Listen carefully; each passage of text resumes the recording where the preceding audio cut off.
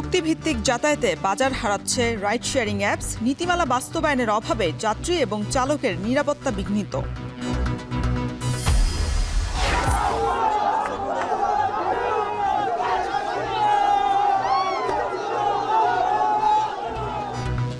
চট্টগ্রামের ডিসি পার্কে হামলার প্রতিবাদে প্রাইম মুভার চালকদের রাতভর বিক্ষোভ, বন্দর ইপিজেড থেকে যান চলাচল বন্ধ।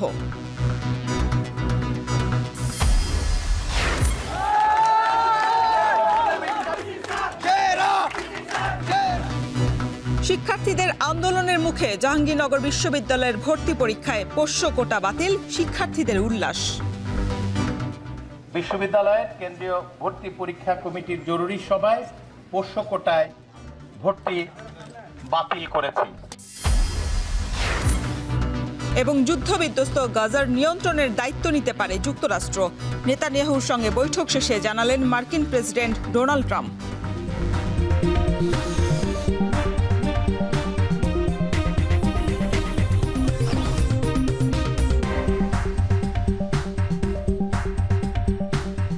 স্বাগত এখন সকালে। পুরো আয়োজনে আপনাদের সঙ্গে থাকবো আমি শরীফ রওশন। নানা কারণে দিন দিন রাইড শেয়ারিং অ্যাপস থেকে মুখ ফিরিয়ে কন্ট্রাক্ট বা ভাড়ার দিকেই ঝুঁকছেন রাইড শেয়ার করা চালকরা। অন্যদিকে অ্যাপে চালক সংকট সহ নানা কারণে যাত্রীরাও ঝুঁকছেন কন্ট্রাক্টের ভ্রমণে। ফলে যাত্রী চালক উভয়েরই নিরাপত্তা বিঘ্নিত হওয়ার পাশাপাশি সড়কে সৃষ্টি হচ্ছে নানা বিশৃঙ্খলা।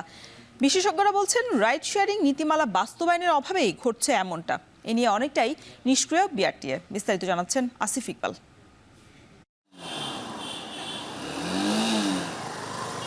যানজটের নগরী ঢাকায় অল্প সময়ের মধ্যে দূরের গন্তব্যে পৌঁছাতে অনেকেরই পছন্দের বাহন মোটরসাইকেল বা বাইক। এই সুযোগে রাজধানীতে জনপ্রিয় হয়ে ওঠে রাইড শেয়ারিং অ্যাপের ব্যবহার। তবে ধীরে ধীরে বিশৃঙ্খলা তৈরি হয়েছে এই খাতে, যার বড় কারণ জনপ্রিয় এই অ্যাপ থেকে মুখ ফিরিয়ে নিচ্ছেন চালকরা। কন্ট্রাক্ট বা সরাসরি ভাড়া ঠিক করে রাইড শেয়ার করা যেন নিয়মে পরিণত করেছেন তারা। অজুহাত দিচ্ছেন রাইড শেয়ারিং প্রতিষ্ঠানগুলোর কমিশনের নামে অতিরিক্ত অর্থ নিচ্ছে তাদের কাছ থেকে। তেলের যে দাম, পাসপাতির যে দাম, এগুলো তো আমরা গাড়ি চালায় পোষাতে পারছি না, এই জন্য আমি অ্যাপসে ব্যবহার করি না। অ্যাপস আমার অলরেডি 4টা অ্যাপস আমি টোটালি বন্ধ রাখছি। কন্ট্রাক্ট লইলে মনে করেন আমরা কম বেশি অনেক সময় যাওয়া যায়, কিন্তু অ্যাপসে এমন ভাড়া দেয়, কিন্তু আমি 2 কিলো 2.5 কিলো ঘুরে ওই খ্যাপটা নিতে হয়। এদিকে অ্যাপে চালক খুঁজে না পাওয়ায় যাত্রীরাও আগ্রহ হারাচ্ছেন অ্যাপ ব্যবহারে। যাত্রীর গন্তব্য পছন্দ না হলে রাইড ক্যান্সেল করে দেওয়ার ঘটনাও ঘটছে অহরহ। তাই অনেক সময় যাচ্ছেন কন্ট্রাক্টে। অ্যাপসের মাধ্যমে অনেক এক্সপিরিয়েন্স হচ্ছে যে আমি কনফার্ম করি, রাইডাররা ফার্স্টে আমাকে বলে আপনি কোথায় যাবেন, আপনার ভাড়া কত। আমি যদি আমার অনেক সময় প্রমোশনাল অফার থাকে, আমি যদি বলি যে না আমি পাচ্ছি 80 টাকায়, উনি বলে সরি আমি যাব না। সরাসরি পাচ্ছি, আসে আমরা যাওয়া দরকার, অ্যাপসের জন্য বসে থাকতে হয়। চালকরা অ্যাপ ব্যবহার না করায় ব্যাপকভাবে ক্ষতিগ্রস্ত হচ্ছে রাইড শেয়ারিং প্রতিষ্ঠানগুলো। বাধ্য হচ্ছেন তাদের পরিষেবা বন্ধ করতে। নিবন্ধিত 15টি কোম্পানির 13টির বার্ষিক লাইসেন্সও নবায়ন হয়নি।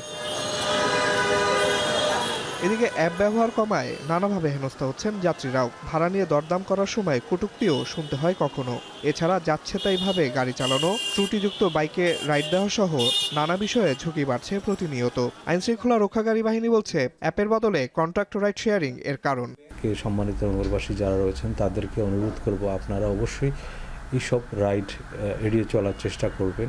ওঠার সময় আপনারা অ্যাপ অনুসরণ করে উঠবেন, কোনো দুর্ঘটনার সম্মুখীন হওয়ার একটা সম্ভাবনা অনেকাংশে কমিয়ে দেবে। অ্যাপভিত্তিক যানবাহনকে শৃঙ্খলার মধ্যে আনতে 2017 সালে আইন করা হলেও বাস্তবায়ন হচ্ছে না, তাই বিশৃঙ্খলেই রয়ে গেছে এই খাত। বিআরটিএ যদি রুলস অ্যান্ড রেগুলেশন করে থাকে তাহলে অন্যান্য দেশ হলে তাকে কিন্তু জিজ্ঞাসা করতো এই আইনটা অনুযায়ী কাজ করছে কিনা তুমি কি জানো, না করলে তাহলে তোমার দায়টা কোথায়। এই যে অ্যাকাউন্টেবিলিটি এস্টাবলিশ করার টপে, এই টপে অ্যাকাউন্টেবিলিটি এস্টাবলিশ করার সংস্কৃতি আমাদের এখানে হয়নি। নিয়ন্ত্রণ সংস্থা বলছে অ্যাপ ভিত্তিক রাইডিংয়ে শৃঙ্খলা ফেরাতে সব পক্ষের সাথে শীঘ্রই বসবে বিআরটিএ। পুলিশ এবং ম্যাজিস্ট্রেট দিয়ে এটা আসলে খুব একটা কার্যকর না। আমরা মাঝে মাঝে এটা করে থাকি, কিন্তু এটা খুব একটা কার্যকর না। রাইড শেয়ারিং কোম্পানির কাছেও আমরা প্রস্তাব চেয়েছি যে তাদের কি প্রস্তাব, এটা কিভাবে আমরা সাহায্য করতে পারি, তাদেরও তো সহায়তা করার প্রয়োজন আছে। বাংলাদেশ যাত্রী কল্যাণ সমিতির তথ্য মতে যানজটের এই নগরীতে 5 লাখের মতো এবং সারা দেশে আরও প্রায় 12 লাখ মোটরযান রাইড শেয়ারিং করে চলে, যার অধিকাংশই অ্যাপের বিপরীতে চলে কন্ট্রাক্টে। প্রতিষ্ঠানটি আরও জানায়, অ্যাপ ভিত্তিক রাইড শেয়ারিংয়ে যুক্ত আছে 28,000-এর মতো মোটরযান রাইডার। আসিফ ইকবাল খান, এখন, ঢাকা। চালককে মারধরের প্রতিবাদে কর্মবিরতি পালন করছেন চট্টগ্রাম বন্দরের পণ্য পরিবহনে জড়িত প্রাইম মুভার চালক শ্রমিকরা। মঙ্গলবার সন্ধ্যায় চট্টগ্রামের ডিসি পার্কে কথা কাটাকাটির পর এক চালককে মারধরের জেরে দুই পক্ষের সংঘর্ষ হয়, আহত হন বেশ কয়েকজন। প্রতিবাদে রাতেই চট্টগ্রাম বন্দরের সিপিআর গেটের সামনে অবস্থান নেন চালক শ্রমিকরা। বন্ধ হয়ে যায় বন্দরের পণ্য পরিবহনও। হামলাকারীদের গ্রেপ্তার না করা পর্যন্ত অনির্দিষ্টকালের জন্য কর্মবিরতির ঘোষণা দেন তারা। বিস্তারিত দেখুন প্রতিবেদনে। 25 থেকে 30 জনের একটি দল লাঠিসোঁটা হাতে এভাবে আক্রমণ করে চট্টগ্রামের ফৌজদারহাটের ডিসি পার্কে। এক পর্যায়ে ফটক ভেঙে ভেতরে ঢুকেও চলে তাণ্ডব, ভাঙচুর করা হয় ফুলের টব, দোকানপাট। পরে পাল্টা ধাওয়া করে পার্কের কর্মীরাও।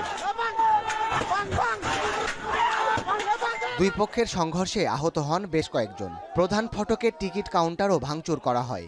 লরি চালককে মারধরের ঘটনাকে কেন্দ্র করে এই সংঘর্ষ বলে জানা যায়। কথা কাটাকাটির জেরে এক লরি চালককে মারধর করেন পার্কের কর্মীরা। পরে চালকরাও সংগঠিত হয়ে চালান পাল্টা আক্রমণ। এদিকে এই ঘটনার জেরে চট্টগ্রাম কাস্টমস সংলগ্ন বন্দরের সিপিআর গেটের সামনে অবস্থান নিয়ে বিক্ষোভ করে প্রাইম মুভার চালকরা। মূল সড়কে যান চলাচল বন্ধ করে দেন তারা। চালকদের মারধরকারীদের গ্রেপ্তার ও পার্কের ফুল উৎসব বন্ধের দাবি জানান তারা।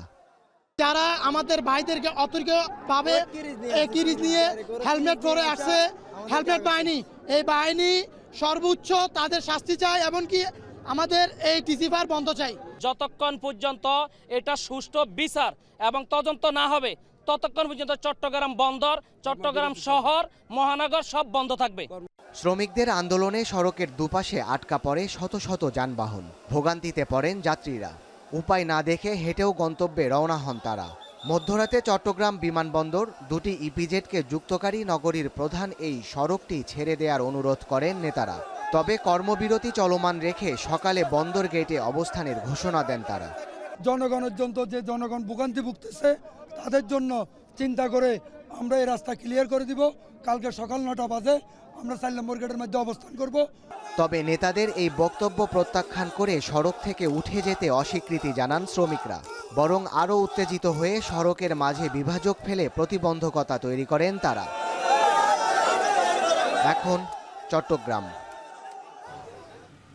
পুঁজিবাজার নিয়ন্ত্রক সংস্থা বিএসইসির সাবেক চেয়ারম্যান শিবলি রুবাইয়াতকে গ্রেপ্তার করেছে পুলিশ। মঙ্গলবার রাত 10:30টার দিকে ধানমন্ডি থেকে গ্রেপ্তার করা হয় তাকে। পুলিশের পক্ষ থেকে জানানো হয়, দেশের আর্থিক খাত ধ্বংস, বিদেশে অর্থ পাচার সহ বিভিন্ন অভিযোগে তাকে গ্রেপ্তার করা হয়। দুর্নীতি দমন কমিশনে তার নামে মামলা রয়েছে। দুদকের আবেদনের ভিত্তিতেই গত 9 অক্টোবর তার বিদেশ যাত্রায় নিষেধাজ্ঞা দেন আদালত। এদিকে তার বিরুদ্ধে বিপুল সম্পদ অর্জনের অভিযোগ অনুসন্ধান করছে দুদক। এরই মধ্যে শিবলি রুবাইয়াত এবং তার ছেলের ব্যাংক হিসাবও স্থগিত করা হয়েছে। শেয়ার বাজারের অনিয়ম, দুর্নীতির অসংখ্য অভিযোগ রয়েছে তার বিরুদ্ধে।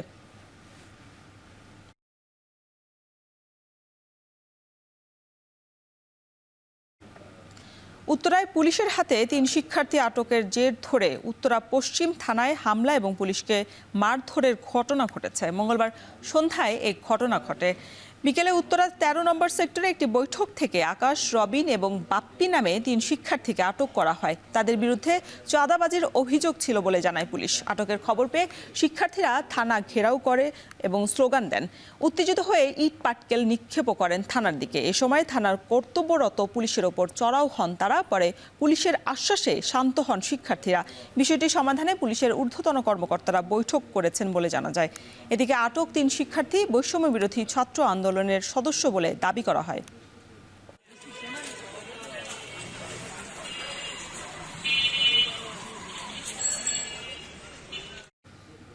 অবৈধ পথে ইতালি যাত্রাকালে ভূমধ্যসাগরে নৌকাডুবিতে লিবিয়ার উপকূলে উদ্ধারকৃত 23 বাংলাদেশির মধ্যে মাদারীপুরের 13 জন এবং গোপালগঞ্জের 4 জনের পরিচয় নিশ্চিত করেছে স্বজনরা।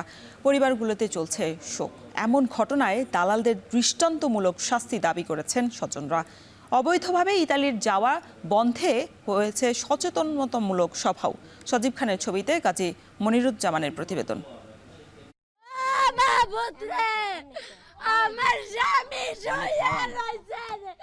মাদারীপুরের রাজৈর উপজেলার মজুমদারকান্দি গ্রামের মুন্নি বেগমের আর্তনাদ। আর্থিক সচ্ছলতার আশায় ঝুঁকি নিয়ে অবৈধ পথে লিবিয়া যাত্রা করেছিল তার স্বামী সুজন হাওলাদার। গেল 22 জানুয়ারি যমজ 2 সন্তান আর স্ত্রীর সাথে শেষ কথা হয়েছিল তার। কিন্তু অবৈধ পথে ইতালি যেতে নৌকাডুবিতে ভূমধ্যসাগরে মৃত্যু হয় সুজনের। মাথায় ঋণের বোঝা আর 2 সন্তানকে নিয়ে অনাগত ভবিষ্যতের দুশ্চিন্তায় স্ত্রী মুন্নি। আমি ধার দেন আমার ভাসুন লোন ওই জায়গা খুলনার তো লোন, তারা ওই জায়গা থাকে। আমার 2টা ছেলে মেয়ের পর আমি ওখানে যাই না। এটা আমার বাপের বাড়ি, আমার স্বামীর কোনো ঘর বাড়ি নাই। সরকারি জায়গায় থাকতো, ইসে ঘাটে লেবারগিরি করতো। তারপরে এখান থেকে লাইন গেট করছি মনির মাধ্যমে। মনি দালাল, মনি ইচ্ছা করিয়ে করছে। সুজনের মতো মাদারীপুরের রাজৈরের 13 পরিবার আর গোপালগঞ্জের মুকসুদপুরের 4 পরিবারের একই অবস্থা। ভাগ্য বদলাতে ইতালি যাওয়ার উদ্দেশ্যে রওনা দিয়েছিলেন সাগর পথে। ডুবে তলিয়ে যায় নৌকায় থাকা সবাই। এর মধ্যে 23 জনের মরদেহ উদ্ধার করা হলেও বাকিদের সন্ধান এখনো মেলেনি। দালালদের দৃষ্টান্তমূলক শাস্তি দাবি করেছে পরিবারগুলো। মনি দালাল বলছে 43 জন গেছে বোর্ডে, 43 জনের পরে 20 জন লাশ মারা গেছে। দালাল কইতেছে ও মেডিকেলে আছে, হাসপাতালে আছে, কিন্তু কোনো সন্ধান পাইতেছি না আমরা। হঠাৎ করে একদিন 20 তারিখে রাত্রে বলে কি গেম দেবে, ওকে নয়ে দিতেছে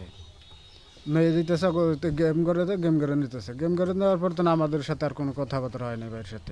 আমার ছেলেরা চাইও আর কিছু না, আমার ছেলে চাইও। আমাদের যখন কি কোনো শুরু পাইতেছে না, মামলা না করে উপায় নাই। অবৈধ পথে মানব পাচার রোধে দালালদের আটকে প্রয়োজনীয় ব্যবস্থা নেওয়ার আশ্বাস দিয়েছে পুলিশ। আর জেলা প্রশাসন বলছে প্রবাসী আইন অনুযায়ী নিহতদের মরদেহ দেশে ফিরিয়ে আনার ব্যবস্থা করবে সরকার। আমরা 4 জনকে আসলে ইতিমধ্যে পেয়েছি যারা আসলে মারা গিয়েছেন, তাদের পরিবার জানে। বাকি যে 6 জনের বিষয়টা, সেই বিষয়টা সে তাদের পরিবারও নিশ্চিত করতে পারেনি এবং আমরা আসলে স্থানীয়ভাবে নিশ্চিত হতে পারিনি। ওনারা যখনই মামলা করতে চাবেন মামলা করতে পারবেন, এটাতে আমাদের কোনো আইনগত কোনো বিধিনিষেধ নেই বা আমাদের পক্ষ থেকে কোনো বাধা নেই। বরং আমরা সহায়তা করব যাতে এই ভিকটিম লোকগুলা বিচার, যে তাদের যে প্রত্যাশিত বিচার সেটা যাতে পায়। প্রবাসী অধ্যুষিত মাদারীপুরের রাজৈরে অবৈধ পথে দিন দিন ইতালি যাওয়ার প্রবণতা বাড়ছে। অবৈধ পথে ইতালি যাওয়া ঠেকাতে স্থানীয়দের নিয়ে সচেতনতামূলক সভা করেছে স্থানীয় প্রশাসন। কাজী মনিরুজ্জামান, এখন মাদারীপুর। অবশেষে শিক্ষার্থীদের আন্দোলনের মুখে জাহাঙ্গীরনগর বিশ্ববিদ্যালয়ের ভর্তি পরীক্ষায় পোষ্য কোটা বাতিল করা হয়েছে। মঙ্গলবার দিবাগত রাত 12টার দিকে বিশ্ববিদ্যালয়ের শিক্ষার্থীদের সামনে এসে ঘোষণা দেন বিশ্ববিদ্যালয়ের উপাচার্য ডক্টর কামরুল আহসান। এর আগে পোষ্য কোটার বিষয়ে দীর্ঘ 7 ঘন্টার বৈঠক করে বিশ্ববিদ্যালয় প্রশাসন। এই সিদ্ধান্তে পুরো ক্যাম্পাস জুড়ে উচ্ছ্বাস প্রকাশ করেন জাহাঙ্গীরনগর বিশ্ববিদ্যালয়ের শিক্ষার্থীরা।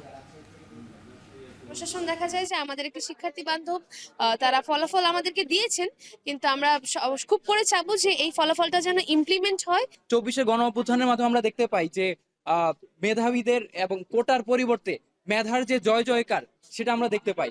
প্রত্যেকটা শিক্ষার্থীর আসলে নিজ যোগ্যতা প্রমাণের যে সুযোগ, সেই জায়গাটা যেহেতু সমানভাবে অধিকারটা সুনিশ্চিত করা গেছে, সেই জায়গাটা থেকে আমার কাছে মনে হয় যে এই যৌক্তিক দাবি আসলে সমর্থনের পক্ষেই থাকে।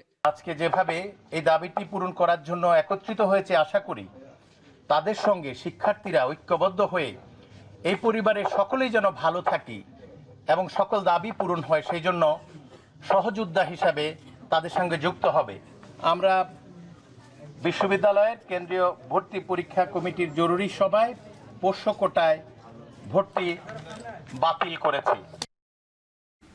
সেবামূলক কর্মকাণ্ডে অংশগ্রহণের মধ্য দিয়ে বদলে যাচ্ছে ছাত্র রাজনীতির ধারা। ঢাকা বিশ্ববিদ্যালয়ে ছাত্র শিবিরের 7 দিনব্যাপী হেলথ ক্যাম্পে বিনামূল্যে ওষুধ এবং চিকিৎসকের পরামর্শ পেয়ে খুশি শিক্ষার্থীরা। শিক্ষার্থীদের কল্যাণে আসবে ছাত্র সংগঠনগুলোর এমন যে কোনো উদ্যোগে পাশে থাকার আশ্বাস বিশ্ববিদ্যালয়ের উপাচার্যের। বিস্তারিত জানাচ্ছেন মুজাহিদ শুভ। হলের ফটকেই স্বাস্থ্যসেবার পসরা নিয়ে দাঁড়িয়ে ভ্রাম্যমাণ বাস। ঢাকা বিশ্ববিদ্যালয়ের শিক্ষার্থীরা মেডিসিন, গাইনি, চর্ম, দন্ত ও নাক কান গলার চিকিৎসকদের কাছে পাচ্ছেন বিনামূল্যে পরামর্শ ও প্রয়োজনীয় ওষুধ। টিএসসি, কার্জন হল সহ এক এক দিন এক এক এলাকায় চলছে সেবা কার্যক্রম। 30 জানুয়ারি থেকে শুরু হওয়া ছাত্র শিবিরের 7 দিনব্যাপী হেলথ ক্যাম্পে ভীষণ খুশি শিক্ষার্থীরা। চিকিৎসা নিচ্ছেন হলের স্টাফরাও। বাসায় চলে গেছিলাম, জানলাম যে এখানে ফ্রিতে দেখানো হচ্ছে, আমি এর জন্য এখানে আসলাম। আমরা 4 বান্ধবী, সবারই একটু স্কিনের প্রবলেম থেকেই যায়, তো ভাবছি একটু ফ্রি যেহেতু আবার ফ্রি মেডিসিন দিচ্ছে। আমার কাছে খুব ভালো লেগেছে, ওনারা ঔষধও প্রোভাইড করেছে। পজিটিভ যে ধারণাগুলো যদি বজায় থাকে তাহলে ছাত্র রাজনীতি নিয়ে আমাদের যে ভীতি, ছাত্রলীগের যে নির্যাতন, সেই নির্যাতনের যে ট্রমা, সেই ট্রমা থেকে আমরা বেরিয়ে আসতে পারবো। 800-1000 টাকা দিয়ে ভালো ডাক্তার দেখানো সম্ভব না, তো সেই দিক দিয়ে আমার মনে হয় যে এটা একটা অনেক ভালো উদ্যোগ। নিজেদের দলীয় স্বার্থের চিন্তা না করে জনস্বার্থে যে কাজগুলো করা হয়, প্রত্যেকটা রাজনৈতিক দলেরই উচিত এই ধরনের কাজ করার। প্রতিদিন গড়ে চিকিৎসা নিচ্ছেন 400 শিক্ষার্থী। গড়ে ওষুধ বিতরণ করা হচ্ছে 1,30,000 টাকা পর্যন্ত। অনেক পার্সোনাল হাইজিনের অভাবে তারা বিভিন্ন কমিউনিকেবল ডিজিজে তারা আক্রান্ত হয়ে যাচ্ছে। দেখা যায় সামান্য একটা বিষয়, কিন্তু এই বিষয়ে তাদের ধারণা না থাকার কারণে তারা বিভিন্ন রোগে আক্রান্ত হয়ে যাচ্ছে। প্রথমবার শিক্ষার্থীদের ব্যাপক সাড়া পাওয়ায় চাহিদা অনুযায়ী আগামীতেও বড় পরিসরে হেলথ ক্যাম্প আয়োজনের আশ্বাস ঢাকা বিশ্ববিদ্যালয় শিবিরের সভাপতির। রোগীর নিড কেমন সাপোর্ট দরকার, এটার বেসিসে আমরা ফার্দার বড় বড় হাসপাতালগুলোর সাথে আমরা এমইউতে যাব চিন্তা আছে। সরকারিগুলোর সাথে এক ধরনের আলাপ হওয়া, যাতে করে ঢাকা বিশ্ববিদ্যালয়ের শিক্ষার্থীরা গেলে চিকিৎসা সহযোগিতা একটু ইজিলি পায়, সুলভ মূল্যে পায়, ক্রিটিক্যাল অপারেশনের ভালো সাপোর্ট পায়। পরিবর্তিত পরিস্থিতিতে ছাত্র সংগঠনগুলোর কল্যাণমুখী কর্মকাণ্ডকে স্বাগত জানিয়েছেন বিশ্ববিদ্যালয়ের উপাচার্য। ছাত্র সংগঠন যারা আছে তাদের সবাইকে আমি ধন্যবাদ জানাচ্ছি, তারা তাদের এই প্রথাগত রাজনীতির বাইরে কিছু ভালো কাজ করার চেষ্টা করে। আর এটাকেই যদি আমি ধীরে ধীরে আমার স্বাস্থ্যকেন্দ্রের একটা নিয়মিত অংশ করে দিতে পারি, তাহলে একটা বড় কাজ হয়। বিগত দিনে ছাত্র রাজনীতি মানেই সিট বাণিজ্য, হল দখল, মিছিল, মিটিং আর বিরোধী মতের শিক্ষার্থীদের ওপর নির্যাতনের বিভীষিকা। কিন্তু বর্তমানে ভর্তি পরীক্ষার দিনে ভর্তিচ্ছু শিক্ষার্থী বা অভিভাবকদের নানা ধরনের সহায়তা দেওয়া বা ক্যাম্পাসে প্রাথমিক স্বাস্থ্যসেবা নিশ্চিতের মধ্য দিয়ে বিভিন্ন ছাত্র সংগঠনের মধ্যে যে প্রতিযোগিতার রাজনীতি শুরু হয়েছে, তা নতুন বাংলাদেশ বিনির্মাণে গুরুত্বপূর্ণ ভূমিকা রাখবে বলে আশা প্রকাশ করছেন শিক্ষার্থীরা। মুজাহিদ শুভ, এখন, ঢাকা। সূরা নিজামের প্রথম পর্বের দ্বিতীয় ধাপের আখিরি মোনাজাত আজ ফজরের নামাজের পর চলছে আমবয়ান। এ বিষয়ে আরও বিস্তারিত জানাতে টঙ্গীর তুরাগ তীর থেকে যুক্ত হচ্ছেন সহকর্মী রকিবুল রাহাত। রাহাত, আখিরি মোনাজাত কে পরিচালনা করবেন আর শেষ মুহূর্তের আমবয়ানে কোন বিষয়গুলো গুরুত্ব পাচ্ছে জানাবেন।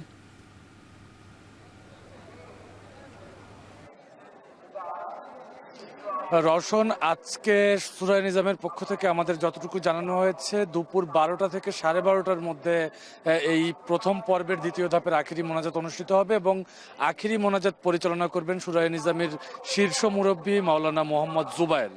এবং আমরা কিন্তু সকাল থেকেই দেখছিলাম যে ফজরের নামাজের পরেই এখানে যারা মুসল্লিরা রয়েছেন তারা মূলত আমবয়ান শুনছেন এবং আমবয়ানে মূলত ইসলাম ধর্ম এবং পৃথিবীর বাহ্যিক যেভাবে জীবন পরিচালনা করতে হবে ইসলাম ধর্মমতে, সেই বিষয়ের উপরই কিন্তু আমরা দেখছিলাম যে আমবয়ানের মাধ্যমে কিন্তু সেই বিষয়গুলোই বারবার তুলে ধরা হচ্ছে। এবং আমি যদি আপনাকে একটু জানাই যে সকালে ফজরের নামাজের পর থেকেই ভারতের ব্যাঙ্গালোরের মাওলানা ফারুক তিনি আমবয়ান পরিচালনা করছেন এবং এই মুহূর্তে আমবয়ান চলছে এবং আমরা দেখছি যে মোট 22টি জেলার যেসব মুসল্লিরা এবারের ইজতেমায় অংশগ্রহণ করেছেন তারা তাদের খিত্তায় বসে আমবয়ান শুনছিলেন। অনেকে কিন্তু অন্যান্য যে ধর্মীয় যে কাজগুলো রয়েছে সেগুলো করছে। আমরা অনেকেই দেখেছি যে কুরআন তেলাওয়াত করছেন এবং অনেকে নানানভাবেই মূলত এই খিত্তায় এই ইজতেমার যে আনুষ্ঠানিকতাগুলো রয়েছে সেগুলো পালন করছেন। আমি যদি আপনাকে আরেকটু জানিয়ে রাখি যে সকাল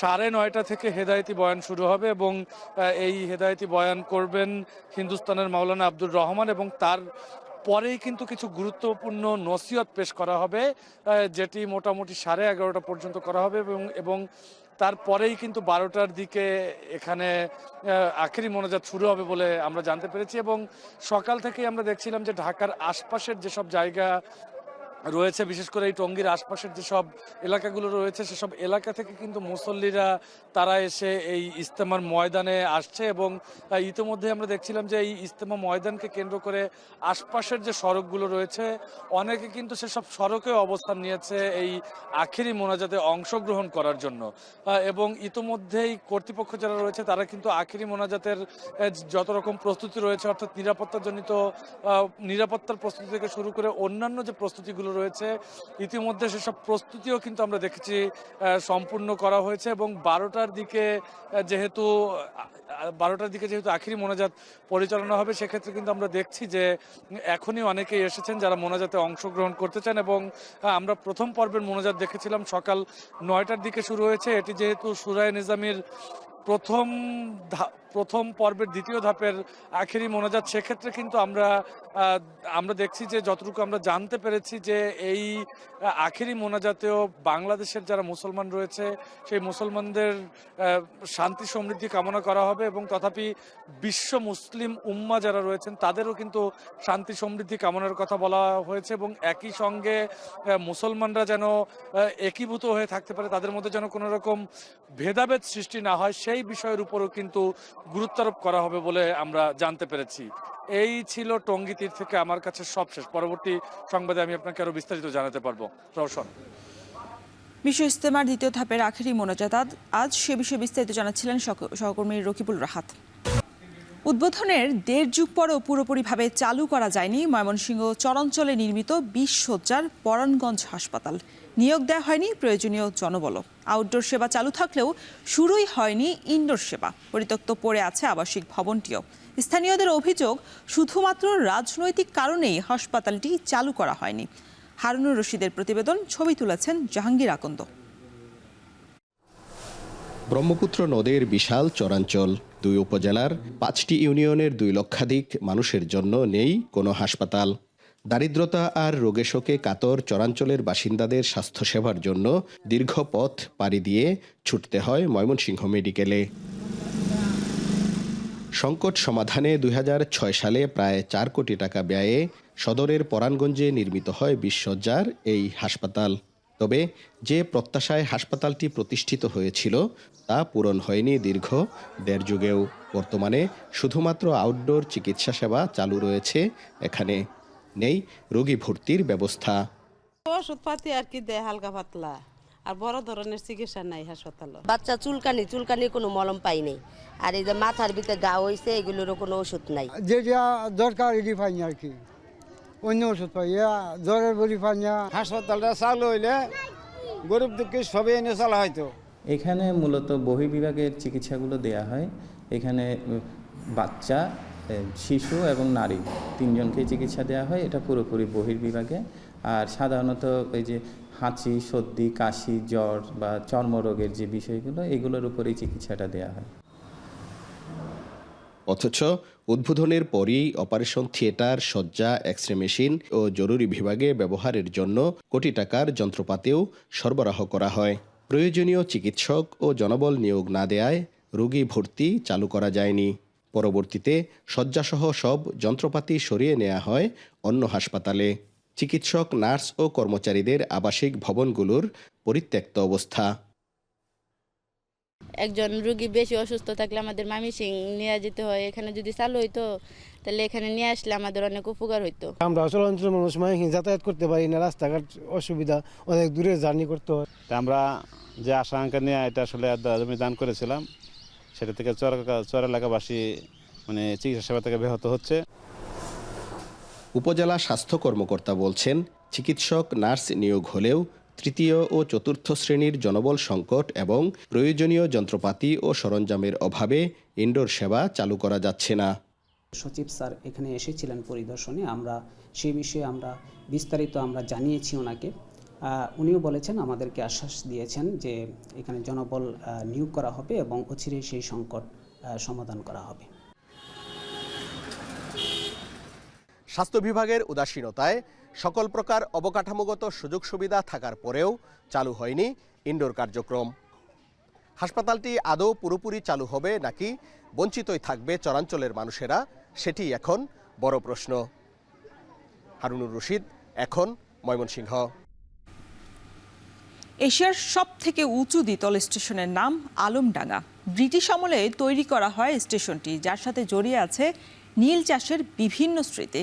কিন্তু যথাযথ সংস্কারের অভাবে জীর্ণ দশায় পরিণত হয়েছে স্টেশনটি। চুয়াডাঙ্গা থেকে আরও জানাচ্ছেন অনিক চক্রবর্তী।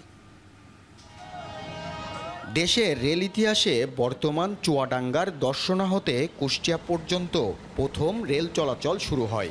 এর মধ্যে অন্যতম ঐতিহ্যবাহী আলমডাঙ্গা স্টেশন। আলমডাঙ্গার দোতলা স্টেশনটি মূলত ব্যবহার হতো ইংরেজ আমলে নীলকুঠি হিসেবে। ভবনের নিচ তলায় নির্যাতন করা হতো নীল চাষিদের। তবে রক্ষণাবেক্ষণের অভাবে খসে পড়ছে দেয়ালের প্লাস্টার, সাথে ভবনে দেখা দিয়েছে ফাটলও। দীর্ঘ সময় কেটে গেলেও স্টেশনটিতে লাগেনি কোনো আধুনিকতার ছোঁয়া। মূল ভবনের সিঁড়িতে পর্যাপ্ত আলোর অভাবে ভোগান্তিতে পড়তে হয় যাত্রীদের। স্টেশনে যাত্রী ছাউনি ও বিশ্রামাগার নষ্ট হয়েছে অনেক আগেই। গত 17 বছরে আমাদের এই রেল স্টেশনে কোনো রকম কাজ হয়নি। এই মধ্যে আপনারা দেখেন স্টেশনটা ভেঙে ভেঙে পড়ে যাচ্ছে। প্রতিদিন এই স্টেশনে যাত্রা বিরতি নেয় 22 থেকে 25টি ট্রেন।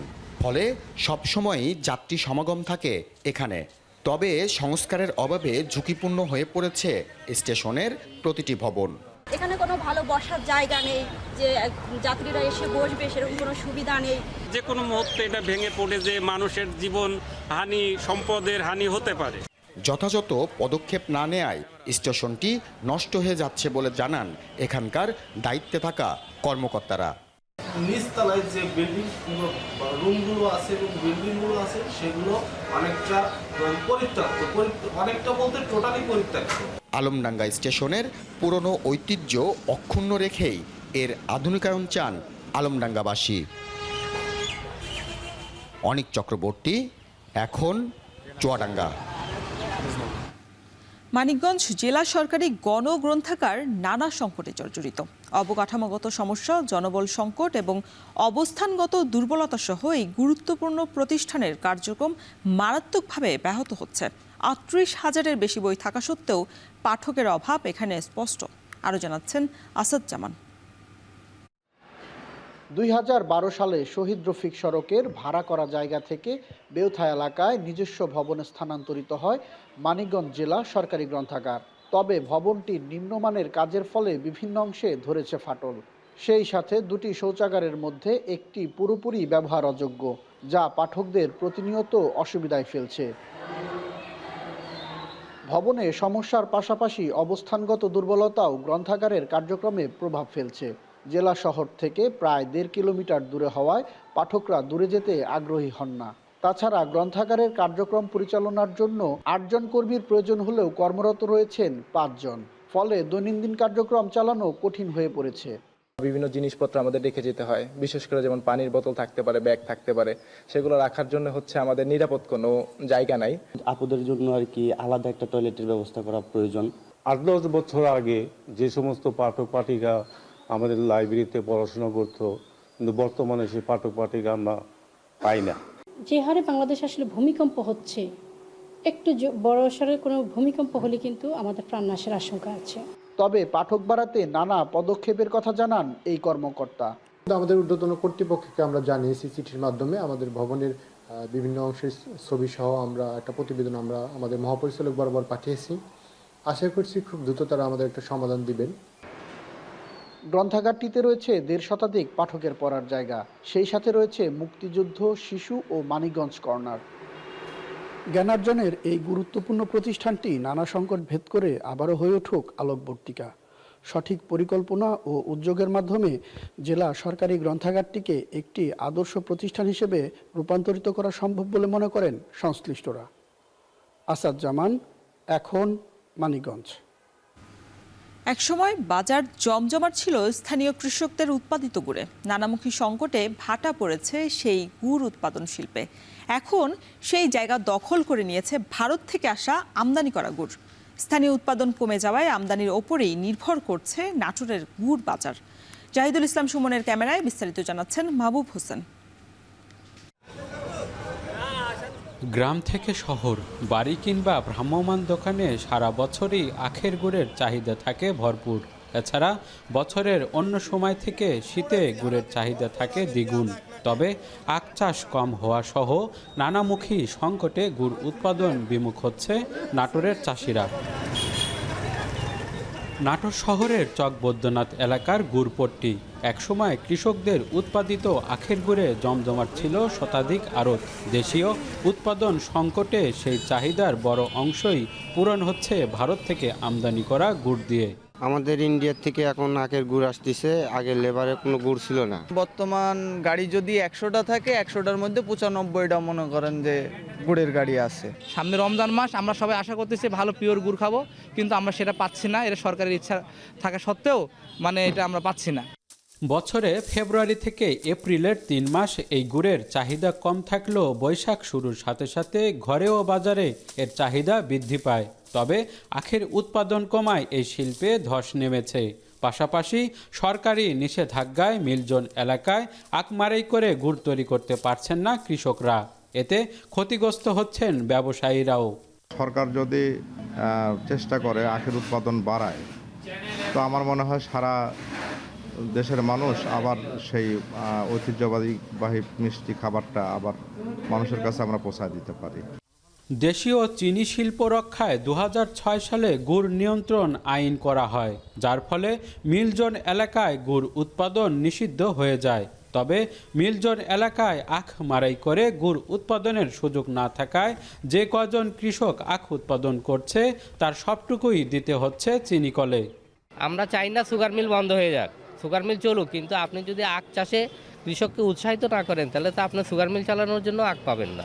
এখন আমদানি করা লাগে, সরকারের যে আখটা মাড়াই করতে দিচ্ছে না বিধায় সরকার এই জিনিসটা আনতেছে। এটা সরকার ট্যাক্স দিয়ে আসে, বেনা বলে ধরেন যে লক্ষ লক্ষ টাকা ট্যাক্স পায় সরকার। আখের গুড়ের চাহিদা বাড়লেও দেশীয় উৎপাদন না থাকায় নাটোর সহ দেশের বিভিন্ন বাজার আমদানি নির্ভর হয়ে পড়ছে। নীতিগত পরিবর্তন আনলে দেশীয় কৃষকরা লাভবান হবেন, পাশাপাশি কমবে আমদানি নির্ভরতা। মাহবুব হোসেন, এখন নাটোর। এবার আন্তর্জাতিক। গাজা উপত্যকা যুক্তরাষ্ট্রের নিয়ন্ত্রণে থাকবে বলে জানিয়েছেন মার্কিন প্রেসিডেন্ট ডোনাল্ড ট্রাম্প। ইসরায়েলি প্রধানমন্ত্রী বেনিয়ামিন নেতানিয়াহুর সঙ্গে যৌথ সংবাদ সম্মেলনে এ কথা বলেন ট্রাম্প। ধ্বংসস্তূপে পরিণত হওয়া গাজা উপত্যকায় ঢেলে সাজানোর প্রস্তাব দিয়েছেন ট্রাম্প। অবিস্ফোরিত বোমা অপসারণ, ক্ষতিগ্রস্ত এবং ধ্বংসপ্রাপ্ত ভবন পুনর্নির্মাণে সহায়তা করবে যুক্তরাষ্ট্র। একটা দীর্ঘ সময়ের জন্য উপত্যকাটির নিয়ন্ত্রণ থাকবে যুক্তরাষ্ট্রের হাতে।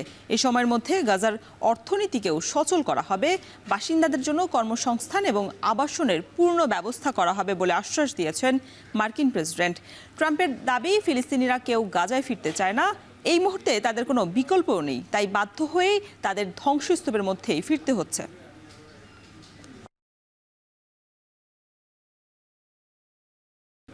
টানা চতুর্থবারের মতো আম আদমি পার্টির দাপট, নাকি 27 বছর পর ফিরবে বিজেপির আধিপত্য? জবাব পেতে হাই ভোল্টেজ দিল্লি বিধানসভা নির্বাচন নিয়ে সরগরম গোটা ভারত। মোদী সরকারের দমন পীড়নের পাশাপাশি অনেকেই দল ত্যাগ করায় কিছুটা বেকায়দায় কেজরিওয়াল। যদিও সামাজিক উন্নয়নমূলক বিভিন্ন প্রতিশ্রুতি বাস্তবায়নের কারণে জনপ্রিয়তার তুঙ্গে আপ, সফল কৌশলের কারণে বিজেপিও হেঁটেছে একই পথে। বাকিটা জানাচ্ছেন নাফি আরমান মনন। 2025 সালের প্রথম বিধানসভা নির্বাচন ঘিরে শতকোটি ভারতীয়র চোখ এখন রাজধানী নয়াদিল্লিতে। কেন্দ্রশাসিত অঞ্চল দিল্লির মসনদে টানা চতুর্থবারের মতো আম আদমি পার্টি সরকার গঠন করবে, নাকি 27 বছর পর ফিরবে বিজেপির আধিপত্য, তা নিয়ে গোটা ভারতে চলছে চুলচেরা বিশ্লেষণ। 5 ফেব্রুয়ারির এই নির্বাচনে মোট আসন 70টি, যাতে লড়ছেন 699 প্রার্থী। 1.5 কোটির বেশি ভোটার জনপ্রতিনিধি বেছে নিতে ভোট দিচ্ছেন প্রায় 14,000 পোলিং স্টেশনে, যাদের নিরাপত্তায় রয়েছেন প্রায় 36,000 দিল্লি পুলিশ, 19,000-এর বেশি হোমগার্ড ও 220 প্যারামিলিটারি প্রতিষ্ঠান। 2013 সালে প্রথম মেয়াদে কংগ্রেসের সঙ্গে জোট সরকার গঠন করলেও পরের 2 নির্বাচনে নিরঙ্কুশ সংখ্যাগরিষ্ঠতা নিশ্চিত করে আম আদমি পার্টি। যদিও মাঝের 5 বছর সুখকর ছিল না নতুন এই দল ও তাদের নেতাকর্মীর জন্য। বিধানসভায় দাপট দেখালেও এখনও রাজ্যসভায় খাতা খুলতে পারেনি কেজরিওয়ালের দল। এর মধ্যে আবগারি শুল্ক নীতির দুর্নীতি মামলায় জেল খাটতে হয়েছে দলের প্রধানসহ শীর্ষ নেতাদের। নির্বাচনের মাত্র কয়েকদিন আগেই কেজরিওয়ালের সঙ্গে বিরোধিতায় দল ছেড়েছেন 7 এমপি। এমন পরিস্থিতিতে সামাজিক উন্নয়নমূলক প্রতিশ্রুতির সফল কৌশলেই ব্যস্ত আম আদমি পার্টি। শিক্ষার্থীদের জন্য বিনামূল্যে বাস চলাচল, ট্যাক্সি ও অটো ড্রাইভারদের জন্য বীমা, দরিদ্র নারীদের জন্য মাসিক ২০০০ রুপি বরাদ্দের পাশাপাশি সরকারি স্কুলের উন্নয়ন, বিনামূল্যে স্বাস্থ্য ও বিদ্যুৎ সেবা দেওয়ার কথা নির্বাচনী প্রতিশ্রুতিতে উল্লেখ করেছে দিল্লির ক্ষমতাসীন দল। যদিও অসাম্প্রদায়িকতার চর্চা করলেও শুধুমাত্র মন্দিরের পুরোহিত ও গুরুদুয়ারার গ্রন্থীদের জন্য মাসিক ১৮,০০০ রুপি সম্মানের কথাও বলা হয়েছে। এদিকে বিজেপির পরিস্থিতি পুরোটাই উল্টো। গোটা দেশেই গেরুয়া বাহিনীর দাপট থাকলেও দিল্লিতে পায়ের নিচে মাটি পাচ্ছেন না নরেন্দ্র মোদী। ভোটারদের মধ্যে জনপ্রিয়তা অর্জনে আম আদমি পার্টির মতো সামাজিক উন্নয়নমূলক বিভিন্ন প্রতিশ্রুতি দিচ্ছে বিজেপি। শিক্ষা, স্বাস্থ্য, বিদ্যুৎ ও হতদরিদ্র নারীদের জন্য একই প্রতিশ্রুতি রাখলেও চমক হিসেবে এসেছে গর্ভবতীদের এককালীন ২১,০০০ রুপি সহায়তা ও ৫০০ রুপিতে এলপিজি সিলিন্ডার বিতরণের প্রতিশ্রুতি। এদিকে বেকারদের জন্য মাসিক ৮,৫০০ রুপির প্রতিশ্রুতি দিলেও নির্বাচনের লাইমলাইটে নেই কংগ্রেস। শীর্ষ নেতৃত্বের দিল্লির প্রতি গাছাড়া মনোভাবের কারণে তেমন প্রচারণাও লক্ষ্য করা যায়নি। বিশ্লেষকরা বলছেন, এবারের নির্বাচনে হাড্ডাহাড্ডি লড়াই হতে পারে, যদিও শেষ মুহূর্তে জয় ছিনিয়ে আনার দৌড়ে এগিয়ে দুর্নীতি বিরোধিতার প্রতীক Aurobindo Kejriwal. He has made populism into such an art in politics, and into such an art that today you find that both the opposing parties, whether it's the Congress or the BJP, both of them are following the same populist, politics as Arvind Kejriwal. I've never seen an election that is so cynically populist. মুখ্যমন্ত্রীর বাসভবন শীষমহলে কেজরিওয়ালের প্রত্যাবর্তন নাকি হতে যাচ্ছে নতুন কারো অভিষেক, তা জানতে অপেক্ষা করতে হবে আগামী ৮ ফেব্রুয়ারি পর্যন্ত। নাফিয়া আরমান মনন, এখন বিশ্ব। এবার খেলার খবর। বিপিএলের দ্বিতীয় কোয়ালিফায়ারে আজ চিটাগং কিংসের বিপক্ষে মাঠে নামবে খুলনা টাইগার্স। দু দলের ফাইনালে ওঠার লড়াই শুরু সন্ধ্যা 6:30টায়। গুরুত্বপূর্ণ ম্যাচটি সামনে রেখে আগের দিন কোনো দলই অনুশীলন করেনি। এবারের আসরের শেষ দিক দিয়ে দলের শক্তি বাড়াতে সিমরন হেটমায়ার এবং জেসন হোল্ডারকে উড়িয়ে এনেছে খুলনা। কোয়ালিফায়ার ম্যাচে ফ্র্যাঞ্চাইজিটির জার্সিতে 2 ক্যারিবিয়ান যে খেলবেন তা প্রায় নিশ্চিত। অন্যদিকে Chittagong Kings do or die ম্যাচের আগে বড় কোনো তারকাকে দলে ভেড়ায়নি। খুলনা চিটাগংয়ের মধ্যকার জয়ী দলই 7 ফেব্রুয়ারি ফাইনাল খেলবে ফরচুন বরিশালের বিপক্ষে।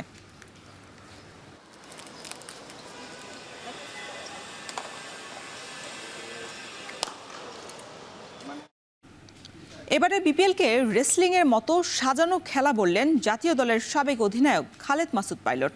1 দশক পরেও কেন শিক্ষা নিতে হবে বিসিবিকে, সেটা নিয়েও প্রশ্ন তুলেছেন তিনি। বিস্তারিত জানাচ্ছেন আরিফুল ইসলাম সাহাব। আমার মনে হয় যে বিপিএল এর মান কিন্তু ইন্টারন্যাশনাল লেভেল মান না, এটা মনে রাখতে হবে। বিপিএল হচ্ছে একটা সেকেন্ড গ্রেডের টুর্নামেন্ট। 1 দশক পেরিয়েও কি তাহলে দীর্ঘশ্বাস হয়েই রইল বিপিএল? চোখে দেখা যায় কিন্তু বিশ্বাস করা যায় না। মাঠের বাইরে শুধুই বিতর্ক। আমি বলবো না যে খুব বেটার হয়েছে। আমরা টিভির চোখে কিন্তু রেসলিং খেলা দেখেছি একটা সময়, রেসলিং, কিন্তু শুনেছিলাম পরে রেসলিং নাকি অনেক রকম খেলা যেটা হয় আগে থেকে ডিসাইডেড যে কে হবে, কি হবে, অভিনয় কি হবে। তো বিপিএল এর মধ্যে এটা মানুষের মধ্যে এটা কেন জানি চলে আসছে যে বিপিএল খেলাগুলো দেখে অনেক সময় মানুষের মধ্যে, বেশিরভাগ মানুষের মধ্যে চলে আসছে মানে এটা সব সাজানো খেলা। চলতি আসরে দেখা গেছে নানা অসামঞ্জস্য। তীব্র সমালোচনার মুখে বিসিবি প্রেসিডেন্ট বলেছিলেন এটা শিক্ষা নেয়ার আসর। তাহলে আগের 10 আসরে কি কোনো শিক্ষা লাভের সুযোগ ছিল না? 10 বছর কিন্তু হয়ে গেছে, তো এই লার্নিং বললে হবে না যে লার্নিং ছিল। আমার কাছে মনে হয় লার্নিং তো কিসের learning, committee management change, but BPL এর কনসেপ্ট অনেক দিন ধরেই আছে। ট্রেন তো একটাই ট্রেন চলছে, মালিক শুধু ড্রাইভার চেঞ্জ হয়েছে। ঘটা করে আয়োজন, বলা হচ্ছিল এটাই হতে যাচ্ছে ইতিহাস সেরা বিপিএল, কিন্তু কি হলো শেষ পর্যন্ত? হোম অ্যান্ড অ্যাওয়ে খেলা আমরা করতে পারতাম, যে না কেন আমরা হোম অ্যান্ড অ্যাওয়ে পারবো না কেন? আজকে দেখেন 3টা ভেন্যুতেই খেলা হচ্ছে, চিটাগাং, ঢাকা এবং সিলেট, এই 3টা ভেন্যু। কেন আমরা আরও 4টা-5টা ভেন্যু বাড়াতে পারলাম না? তো এখন বলতে পারেন যে হ্যাঁ নতুন গভর্নমেন্ট আসছে সেজন্য পারি না। কেন আপনি নতুন গভর্নমেন্ট আসলে কি হয়েছে? সিস্টেম তো যারা প্রশাসনিক জায়গায় তারা আছেন, হয়তো খেলার নিয়মগুলোকে আপনি তো যারা প্রোডাকশন করবেন তারা তো চেঞ্জ হয়ে নেই। তবে জাতীয় দলের এই অধিনায়ক মনে করছেন সঠিক পরিকল্পনা নিলে এখনো সুদিন ফেরানো সম্ভব বিপিএলে। আশা করি যে ভবিষ্যতে বিপিএলটা যেন একটা কোয়ালিটি বিপিএল হয় এবং সবার যেন একত্রতা থাকে। আরিফুল ইসলাম সাহাব, এখন ঢাকা। এখন সকাল শেষ করার আগে শিরোনামগুলো আরও একবার। চুক্তিভিত্তিক যাতায়াতে বাজার হারাচ্ছে রাইড শেয়ারিং অ্যাপস। নীতিমালা বাস্তবায়নের অভাবে যাত্রী এবং চালকের নিরাপত্তা বিঘ্নিত।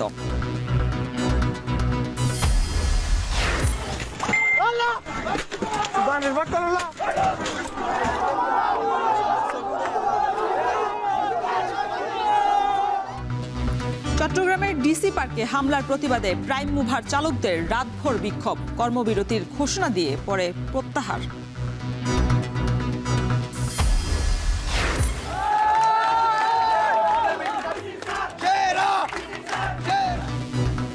শিক্ষার্থীদের আন্দোলনের মুখে জাহাঙ্গীরনগর বিশ্ববিদ্যালয়ের ভর্তি পরীক্ষায় পোষ্য কোটা বাতিল, শিক্ষার্থীদের উচ্ছ্বাস। বিশ্ববিদ্যালয়ের কেন্দ্রীয় ভর্তি পরীক্ষা কমিটির জরুরি সভায় পোষ্য কোটায় ভর্তি বাতিল করেছে। এবং যুদ্ধবিধ্বস্ত গাজার নিয়ন্ত্রণের দায়িত্ব নিতে পারে যুক্তরাষ্ট্র। নেতানিয়াহুর সঙ্গে বৈঠক শেষে জানালেন মার্কিন প্রেসিডেন্ট ডোনাল্ড ট্রাম্প। এই ছিল এখন সকালের আয়োজনে। এখন টেলিভিশন ওয়েবসাইটে দেখতে ভিজিট করুন www.এখন.tv। এছাড়া ফেসবুকে দেখতে ভিজিট করুন facebook.com/tv.এখন এবং ইউটিউবে চোখ রাখতে ভিজিট করুন youtube.com/c/echontv।